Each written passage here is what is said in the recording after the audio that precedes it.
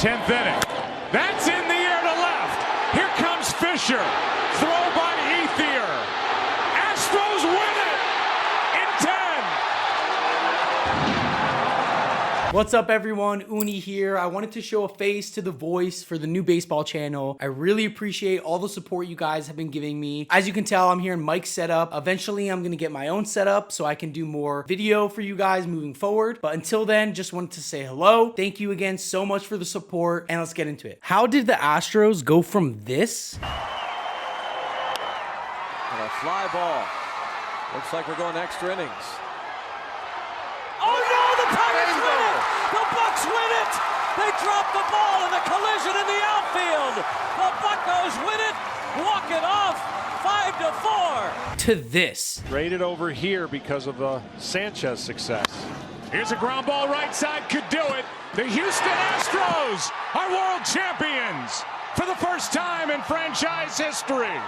In the span of just 3 years. Well, before we get to the content, this is a brand new YouTube channel, so leave a like and subscribe because we are passionate in bringing you the latest MLB analysis. Now that that's out of the way, let's dive right into this amazing story. The Houston Astros story is unlike anything we've seen in sports. How does a team go from being a total joke, literally the worst team in baseball, to world champions in just a few years? And then, how does that same group of brilliant baseball minds blow it all up by cheating in a way that would forever taint their own legacy? One anonymous MLB pitcher even said, "I couldn't believe it. When I went back to watch it, I heard the banging. I just figured I was tipping or whatever. No one knew to what extent they were doing it, but we all suspected something." But to really understand what happened, we need to go back to the beginning, to a plan so crazy that most baseball fans thought it was just insane. To understand how bold the Astros plan was, we need to understand just how awful the 2011 to 2013 Astros really were. The numbers are painful. 111 losses in 2013 alone. From 2011 to 2013, the Astros had a 3-year record of 162 to 324. That's a 333 winning percentage, basically losing 2 out of every 3 games for 3 straight years. Their 2013 payroll was just over $28 million total. That's the same amount Yankees third baseman Alex Rodriguez made by himself that year. Their team batting average was a pathetic 240, while their pitchers gave up 1,530 hits, the second most by any other staff in the American League. One anonymous player summed it up by saying, "There's actually kind of special tension when you play the Astros because you expect to beat them, and when you lose, it just feels like a terrible lost opportunity." But what looked like total incompetence was actually a master plan unfolding behind the scenes, the most calculated teardown in sports history. In December of 2011, new Astros owner Jim Crane hired Jeff Luhnow as general manager. Luhnow wasn't your typical baseball guy. Instead of decades in dugouts, he had an MBA from Northwestern and had worked at McKinsey, one of the top consulting firms in the world. This guy was thinking differently about baseball from day one. He was even a key architect of the 2006 and 2011 world champion Cardinals team. New owner Jim Crane made the bold claim that the Astros strive to develop one of the best systems in baseball and create a consistent winner at the major league level. Jeff has the knowledge, skills, and experience to lead the baseball operations efforts at all levels and help the Astros achieve this vision. That knowledge came from what became baseball's most advanced analytical departments. While other teams had started using data, Luhnow assembled a team including PhDs, engineers, and even former NASA scientists to build systems that could evaluate players in ways other teams couldn't imagine. But that information got one man put in prison for 4 years. The information in question is something called ground control, a super advanced database that combines scouting, medical info, stats, and contract details in ways that landed rival executives in prison. You heard that correctly. Chris Correa, a scouting director for the St. Louis Cardinals, was sent to jail for 46 months after illegally accessing the database. But that's besides the point. What most fans don't realize is that all the losing was 100% on purpose. You might know this strategy strategy as the process, an approach popularized by former 76ers general manager Sam Hinkie that accepted short-term pain for long-term dominance. For the Astros, each loss meant better draft picks and more international bonus money. Every veteran traded for prospects added more young talent to their system. Just look at who they collected during these awful years. Carlos Correa, who was the first overall pick of 2012. They shocked everyone by not taking Mark Appel, who most thought was the better prospect. George Springer, the 11th overall pick in 2011, an athletic outfielder whose high strikeout rate at the time scared off other teams. Lance McCullers Jr., the 41st overall pick in 2012, had questionable control but elite pitch movement. And Alex Bregman, who was the 2nd overall pick in 2015, was a college shortstop many scouts thought was too small, but whose numbers suggested potential star. Each pick wasn't random. They were building a team with specific player types that traditional scouts undervalued. Current Astros general manager James Click explained it perfectly, saying, "We can't continue, and no team can continue, to have success at the major league level unless you're constantly bringing talent up from the minor leagues." During these brutal seasons, you could see glimpses of what was coming. Jose Altuve, standing at just 5'6" and originally signed for only $15,000 from Venezuela, hit .290 as a 22-year-old in 2012. Dallas Keuchel, a forgettable 7th-round pick with a fastball barely hitting 90 miles per hour, started showing command and movement that the Astros data suggested could make him elite. The Astros were completely rethinking how baseball teams should operate. They pioneered defensive shifts based on detailed batted ball data when most teams still position fielders by gut feel. They revolutionized pitch sequencing by analyzing how certain pitches look identical to hitters until the last split second. And they optimized swing paths for better launch angles years before these concepts became baseball buzzwords. But for fans, each 100-loss season tested their patience. For players, the constant roster turnover created a revolving door of mediocrity. But inside the organization, the losses were actually celebrated as investments in future championships. In June 2014, Sports Illustrated made what seemed like a crazy prediction. On their cover, they declared the Astros would be your 2017 World Series champions. At the time, the team was still terrible, and baseball people laughed at how ridiculous this seemed. Looking back now, though, it might have been the most accurate sports prediction ever made. If the painful rebuild was phase 1 of the Astros plan, then 2014 showed the first real signs that the crazy strategy might actually work. Their 70-92 record was still bad, but it represented a 19-game improvement over the previous season's disaster. More importantly, the young talent started arriving in Houston. George Springer made his long-awaited MLB debut, crushing 20 home runs in just 78 games, while playing center field with amazing range and athleticism. His combination of power, ability to get on base, and above-average defense was exactly what the Astros were looking for when they picked him in the first round just 3 years prior. But 2015 delivered the first real proof that the plan was working. An 86-76 record and a wild card berth that shocked the baseball world. This wasn't just an improvement, it was the emergence of a contender. The crazy part, which wasn't fully appreciated at the time, was how the Astros' approach had transformed average players into stars. Dallas Keuchel, that unimpressive 7th-round pick with mediocre velocity, became virtually unhittable, posting a 2.48 ERA across 232 innings and winning the American League Cy Young Award. His success didn't come from overwhelming stuff, but from pitch movement patterns that Astros analysts had identified as uniquely effective. Keuchel's pitches had so much movement that Martin Maldonado, a catcher known for his defensive ability, literally said that Keuchel's pitches have so much movement on his fastball and changeup that Maldonado told him that it's easier to hit against Keuchel than it is to catch him. Jose Altuve continued his unlikely rise, hitting .313 while stealing 38 bases, combining speed with surprising power developed through swing adjustments designed in Houston's cutting-edge hitting lab. In the bullpen, Will Harris, a waiver claim who'd been cut by 3 other teams, became an elite reliever by following pitch usage patterns suggested by Houston's analytics team, posting a 1.9 ERA. The 2015 Astros led the entire MLB in defensive shifts with just over 580. It got so out of hand that an umpire even asked Carlos Correa if he was learning how to play second base. Now, the defining moment came in the wildcard game against the Yankees. In the pressure of Yankee Stadium, the young underdog showed incredible poise. Keuchel pitched 6 shutout innings on short rest. Colby Rasmus and Carlos Gomez hit crucial home runs, and the Astros secured a 3-0 victory that stunned the baseball world. Though they eventually lost to the Kansas City Royals in a close division series, the message was clear. The analytical revolution was delivering real results. While 2016 brought a small step back, an 84-78 record that left them out of the playoffs, the season did include crucial developments that would fuel their coming dominance. Alex Bregman, the second overall pick in 2015, arrived in the majors showing the advanced approach and clutch hitting that Houston's models had projected. Carlos Correa, in his first full season, confirmed his status as baseball's best young shortstop, combining 20 home runs with impressive defensive range. By the end of 2016, everything was in place. The prospects had been called up, the Astros had developed one of the best rotations in the American League, and the team that a short few years ago finished with 110 losses was about to make history. The 2017 season was when the process fully delivered. The moment when years of calculated losing, methodical talent collection, and analytical innovation resulted in the most successful season in franchise history. From opening day, the Astros dominated. They raced to a 60-29 record at the All-Star break, building what would become an insurmountable lead in the AL West. Their offense wasn't just good, it was great, leading the majors in runs, hits, doubles, batting average, on-base percentage, and slugging percentage. Their OPS plus was literally 16 points higher than the second best team. They led in basically every important offensive category. And Jose Altuve won the American League MVP award with a 346 batting average, while George Springer, Carlos Correa, and Marwin Gonzalez all posted OPS figures above 888. The Astros were a concentration of offensive firepower that made pitchers lose sleep. According to William Metzger, a diehard Astros fan, the 2017 Astros were among the best hitting teams in history. The team OPS plus was 123, just 4 points less than the fabled 1927 Yankees of the Bambino era. The 1976 Big Red Machine was a mere 120. We aren't talking about a good offense for the era. We are talking about one of the best offenses of all time. But the real story goes deeper than just the stats. It was the perfect combination of analytics and player performance. Take Justin Verlander, for example. Acquired literally seconds before the August 31st trade deadline, Verlander was exactly what the Astros identified as their missing piece. A proven ace with the experience to handle October pressure. And in Houston, Verlander immediately found another gear, posting a 1.06 ERA in 5 regular season starts after the trade. What most people don't know is that this transformation wasn't luck. The Astros analytics team had identified specific changes to how Justin Verlander could throw more elusive pitches. From 2015 to 2017, Justin Verlander averaged just over 2,500 RPMs on his pitches, or revolutions per minute. But in 2018, that number jumped over 150 revolutions to 2,662, getting more movement on his fastball. For instance, in 2017, his fastball had negative 0.7 inches of vertical movement compared to the average fastball. But in 2018, it moved up 2.8 inches of vertical movement compared to the average fastball. The Astros models predicted this would make him more effective against modern hitters. Verlander, always a student of pitching, despite his veteran status, embraced these changes and saw immediate results. As he's quoted saying, "When I first got to the organization, they kind of showed me some of the stuff that they can do and try to do," he said. Having kind of dealt with some injuries recently before I got to the Astros, I was open to collecting as much information as I could that would help me on the mound, as opposed to when I was younger, when I was kind of just rear back and throw it. Now, the postseason tested the team's talent and their analytical convictions. Would the combination of talent and sabermetrics be enough to take home Houston's first ever World Series? Against the Yankees in the ALCS, they faced a 3-2 series deficit, needing consecutive wins to advance. Game 6 saw Verlander deliver a masterclass 7 shutout innings that kept their championship hopes alive. In the decisive Game 7, Charlie Morton and Lance McCullers Jr. combined for a 3-hit shutout. Specifically, McCullers tossed 24 straight curveballs to end the game. That validated years of organizational planning. The World Series against the Dodgers became an instant classic, a 7-game thriller featuring extra innings drama, record-setting home run totals, and emotional swings. But Game 5 stands as perhaps the defining game of the entire dynasty, a 10-inning, 13-12 victory featuring multiple comebacks from both teams, with Alex Bregman delivering the walk-off hit at 1:17 a.m. local time. capping the highest scoring World Series game in 2 decades.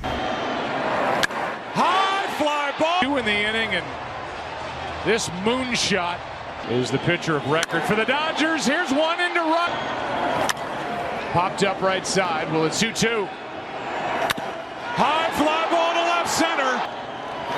Driven into right. When Charlie Morton recorded the final out in Game 7, securing the first championship in franchise history, it represented not just a team triumph, but validation of an entire organizational philosophy. The analytic-first Astros had delivered exactly what was promised, transforming a bottom-of-the-league team into its champion in a time span that defied conventional rebuilding timelines. What followed in 2018 and 2019 confirmed that this wasn't a one-year fluke, but a legitimate dynasty. The 2018 team actually improved in many ways, winning a franchise record 103 games behind an even more dominant pitching staff. The addition of Garrett Cole, another analytics-driven acquisition, gave them perhaps the most intimidating rotation in baseball. Though they would lose to the Boston Red Sox in that year's ALCS, they returned with a vengeance in 2019. On paper, the 2019 team was somehow even better than the last 2 seasons. Their 107 regular season wins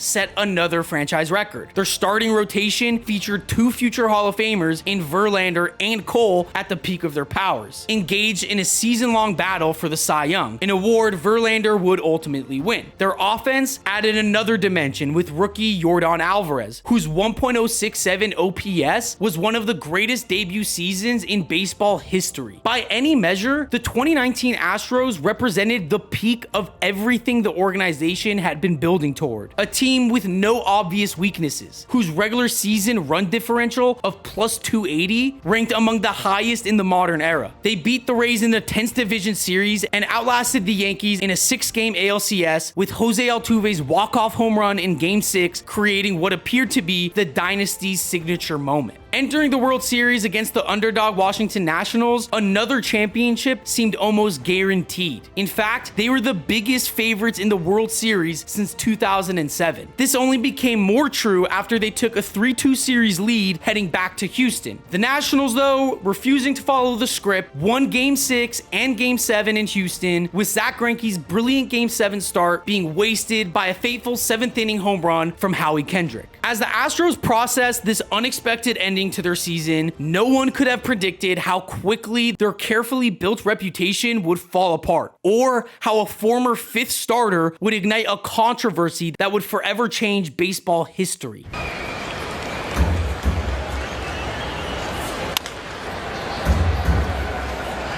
Why you didn't say, I don't want to be no part of? Oh, nah, so you look like a snitch. You know what I mean? Why you got to talk about it after? Major League Baseball has completed its investigation, and they're going to fine the team $5 million.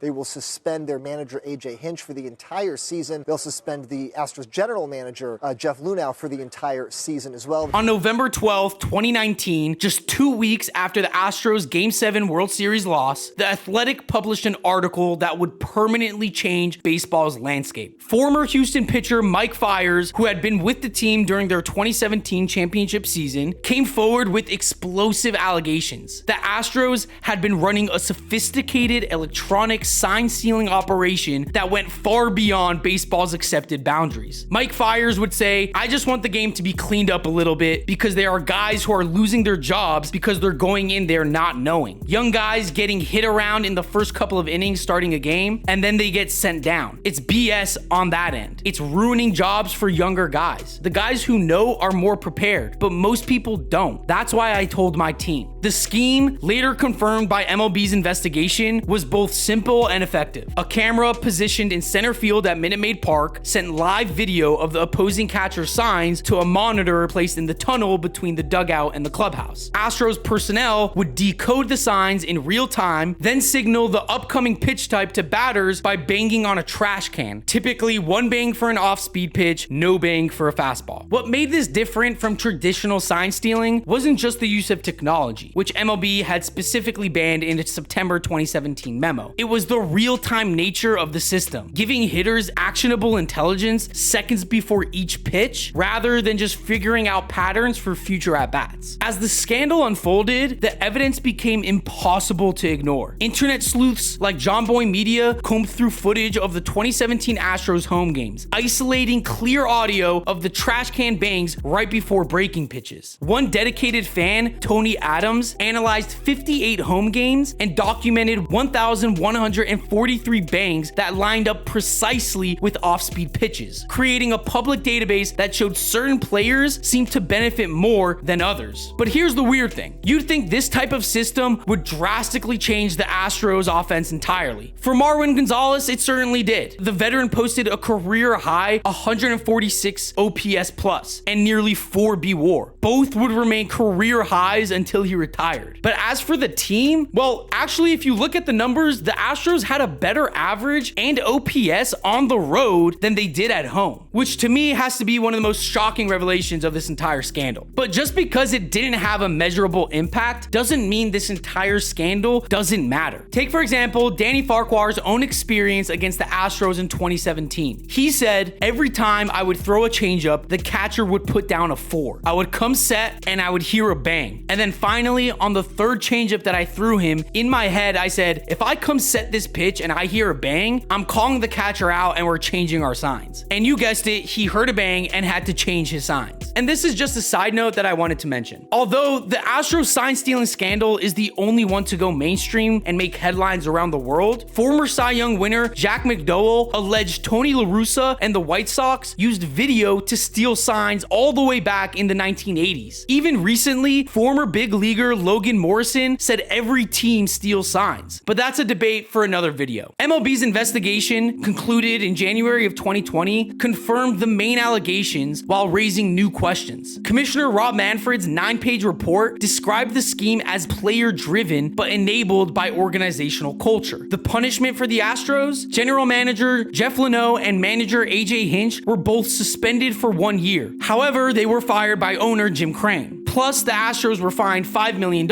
and forced to forfeit their first and second round picks for 2 years. But the most controversial aspect of the punishment was what it didn't include. MLB granted immunity to players in exchange for honest testimony, meaning that despite being the main beneficiaries and, according to the report, initiators of the scheme, not a single Astros player faced official discipline. It makes zero sense, one anonymous player said. You can't punish a whole team, and some of those guys are not with the Astros anymore. It has to be the organization. Like in college football, when there's misconduct, by the time it's found, most players and sometimes coaches are gone. The fans and current players take the brunt of the punishment. Same here. I mean, these guys were cheating for 3 years. You know, I think what people don't realize is Altuve stole an MVP from Judge in 17. Everyone knows they stole the ring from us. I thought the apologies were whatever. I thought Jim Crane's was weak. I thought Manfred's punishment was weak, giving him immunity. Former MLB pitcher Mike Balsinger even filed a lawsuit against the organization, claiming the scheme had ended his major league career during a particularly disastrous outing against Houston, which, don't get me wrong, was a bad outing. He had just 1/3 innings pitched and allowed 4 earned runs. But even before that game, he was a mid-5 ERA pitcher who had a nearly 900 OPS against him. So, sorry, Mike. I think the sign-stealing Astros were the least of your problems. But for Astros players, the 2020 season, which was delayed and shortened by the COVID-19 pandemic, became a gauntlet of public shame. Dodgers reliever Joe Kelly was even suspended 8 games for inciting a brawl with the now ostracized Astros. Though fans weren't present in stadiums due to health protocols, opposing pitchers delivered their own form of justice. A 4-minute video of nothing but Astros players getting hit even went viral online. The fans didn't just hate the Astros, so did the players. And the psychological impact on the team was showing in their their performance. Jose Altuve, whose 2017 MVP season now carried an asterisk in many minds, saw his batting average plummet to .219 in 2020, which was granted because of a small sample size, but still, it was by far the worst performance of his career. Carlos Correa, who had been among the most defiant in defending the team, struggled with inconsistency, his OPS dropping 217 points from 2019. But the most fascinating part in this chapter of the Astros saga involves what wasn't in Manfred's report. The rumors and allegations about even more sophisticated cheating methods that were never officially confirmed but became part of the scandal's mythology.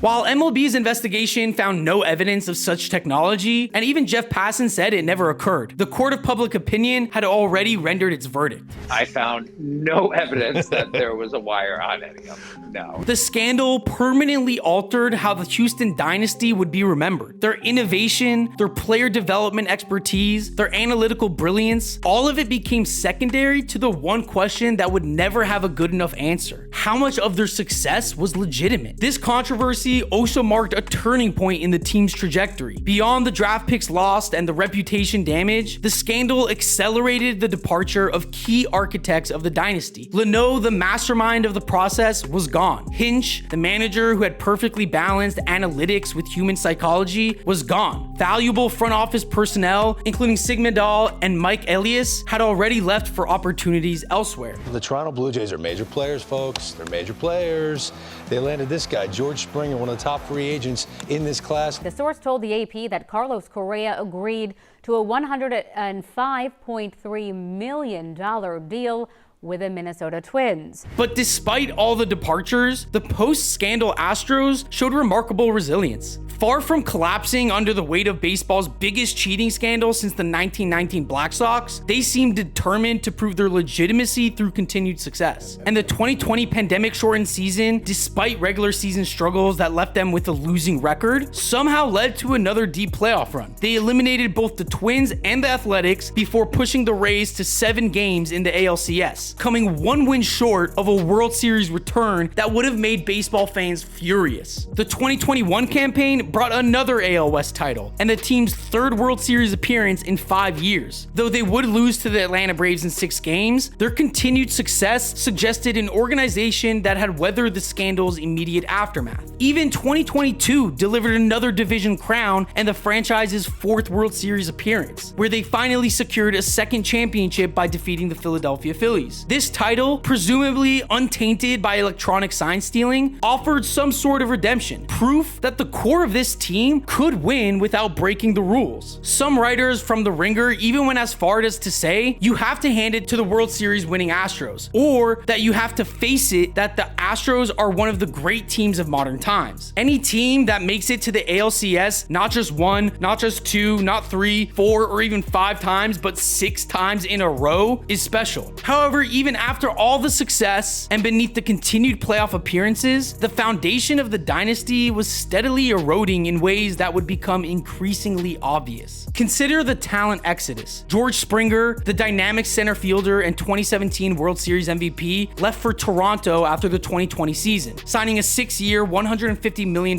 contract. Carlos Correa, the former 1st overall pick and emotional leader, signed with Minnesota following 2021. Justin Verlander, after helping secure the 2022 championship, left for the Mets and then inevitably was traded back to Houston, but was a shell of his former self. However, Garrett Cole, the man Houston had helped develop after a rocky Pittsburgh start, had already departed for the Yankees after 2019. This gradual breakup of a championship core represents the natural life cycle of any baseball dynasty in the free agency era. But for Houston, the timing coincided with another significant shift: the loss of their analytical advantage. What most people don't realize is how quickly quickly baseball's competitive landscape evolved. The Astros' once revolutionary approaches to player development, pitch design, and defensive positioning, once proprietary innovations, had become industry standards. Teams throughout baseball had hired away Houston's front office talent and copied their methods. The Rays, Dodgers, Yankees, Red Sox, basically every team had built their own versions of ground control. The reality of the matter is that the Astros were always going to have a temporary advantage analytically. The minute other teams caught up, it was gone. The statistical evidence of this decline appears in subtle metrics rather than obvious collapses. Their pitching development, once seemingly magical in its ability to transform average arms into stars, showed diminishing returns. Their offensive approach, which had produced historically low strikeout rates during the Dynasty years, began yielding more conventional results. Their defensive positioning, once revolutionary, now matched the league standard as other teams caught up and the MLB banned radical shifts. The aging curve for their core players further accelerated this regression. Jose Altuve, though still effective, saw his B-WAR drop from nearly 10 combined B-WAR in 21 and 22 to just over 6 combined B-WAR in 23 and 24. Alex Bregman's OPS and B-WAR declined from an elite 1.015 OPS and AL leading 8.9 B-WAR to a more mortal 820 OPS and 4.6 B-WAR in 2022. Plus, that's not to mention Bregman leaving the team in 2025. The farm system, once baseball's envy, had been depleted by both trades made during championship pursuits and the draft pick penalties from the sign stealing punishment. Baseball America's organizational talent rankings, which had placed Houston 3rd in 2017, dropped them all the way to 29th in the league by 2025. Now, the 2023 season brought another AL West title and ALCS appearance, but the cracks were growing larger. The team's run differential, once a dominant 280 in 2019, had shrunk to just 129. Their pitching staff, forced to rely increasingly on unproven young arms, showed inconsistency throughout the regular season. By 2024, the decline could no longer be ignored. The Astros would go on to win a 4th consecutive AL West title, but instead of making the ALCS for an 8th time, they were eliminated in the wild card round. This was the first time the Astros hadn't been in the ALCS since 2016. The baseball operations department, once the envy of the industry, had experienced significant turnover. Jeff Leno's successor, James Click, lasted just 3 seasons before leaving due to differences with owner Jim Crane. The analytics team, once staffed by pioneers like Sigmandahl and Mike Fast, had seen many of its brilliant minds hired away by competing organizations. The Astros were still a good team, don't get it twisted. They could still win 90 games and torture a below average rotation. But the dominant offense of the late 2010s was no longer. The Astros aren't superhuman any longer. They're just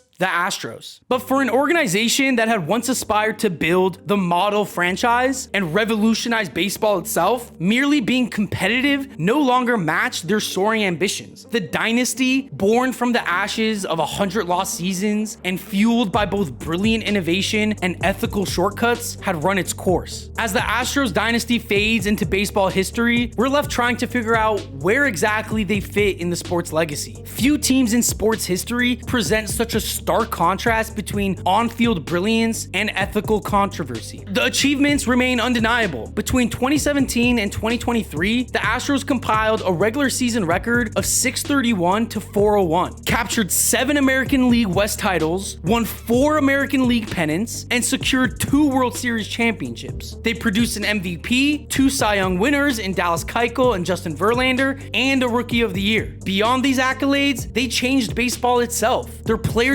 development system, which transformed unassuming prospects like Dallas Keuchel and unproven international signings like Framber Valdez into frontline starters, became the model that organizations throughout the sport tried to copy. Their use of defensive shifts, pitch tunneling, and optimal launch angles accelerated baseball's analytical revolution by years. It's completely fair to say that despite the cheating scandal, the Houston Astros were a major part of why we view analytics the way we do in Major Major League Baseball. It simply would not be the same without them. But here's the thing. These legitimate accomplishments will forever exist alongside the asterisk of the sign-stealing scandal. The 2017 championship in particular carries a stain that no amount of subsequent success can fully erase. And when the players from this team eventually appear on Hall of Fame ballots, voters will grapple with the same questions that surrounds the steroids era. How do we weigh statistical excellence against ethical transgressions? The human stories within this organizational saga reveal baseball's compelling complexity. Jose Altuve's journey from overlooked prospect to MVP represents one of the most inspiring narratives, but it's now complicated by his participation in the team's rule breaking. Jeff Leno's brilliant reconstruction of a failing franchise stands as a testament to innovative thinking, even as his creation of a culture that enabled cheating raises questions about the limits of his leadership. As for the future, the Astros face the same challenge as any aging dynasty: how to transition to the next competitive window without enduring another painful rebuild. The farm system, while no longer elite, has produced promising talents like Jeremy Pena and Chas McCormick. The organizational infrastructure, while no longer revolutionary, still remains solid, but the margin for error has narrowed considerably. The financial flexibility to add impact free agents has been limited by long-term commitments to aging stars. The analytical edge that once provided a steady stream of undervalued assets has largely disappeared as competitors caught up, and the draft pick penalties from the scandal have restricted the influx of premium amateur talent. In the final analysis, the Houston Astros dynasty of 2017 to 2023 stands as perhaps the most complicated case study in modern sports. Their story contains brilliant innovation and inexcusable cheating, deserved success and tarnished glory, legitimate pride and lingering shame. It's a legacy that defies simple categorization, much like the game of baseball itself. But that's not the end just yet. The Houston Astros legacy of success and cheating continue to live on. AJ Hinch went on to be hired by the Detroit Tigers, who now have a team capable of making runs in the playoffs. Will we ever see something similar in Detroit? Who knows? But if we do, it's safe to say AJ Hinch's career will be over. But what about Boston? After the cheating scandal came out, Alex Cora, a bench coach for the Astros during 2017, was suspended for a year, following which he would go on to win the World Series with the Red Sox in 2018 as their manager. Now, did the Red Sox cheat as well because Alex Cora was their coach? Actually, yes, as later it was confirmed the Red Sox used video replay during their postseason run, just not to the same extent as the Astros. Even after the suspension, the Red Sox stuck with Cora, and to this day remain loyal to the once shunned bench coach. The echoes of the Astros cheating scandal and dynasty continue to live on throughout the MLB. Alex Bregman and Alex Cora are in Boston. AJ Hinch is in Detroit. Carlos Correa is in Minnesota. But there's one thing those organizations don't have that they can't take away from Houston: the 2017 and 2022 World Series championships. No matter how you feel, that's an objective fact. The Astros dynasty was controversial, but their impact on the game wasn't. Now, what do you guys think? Is the entirety of the Astros success just chalked up to a cheating scandal? Or is there an actual argument in saying, well, they did have really good player development. They did have an analytics department that was ahead of its time. How much of their success do we have to attribute to the scandal versus to actually just being a well-run team? Well, let me know in the comments below. And don't forget to like and subscribe for more hard-hitting baseball analysis. Thanks for watching, and I'll see you in the next one.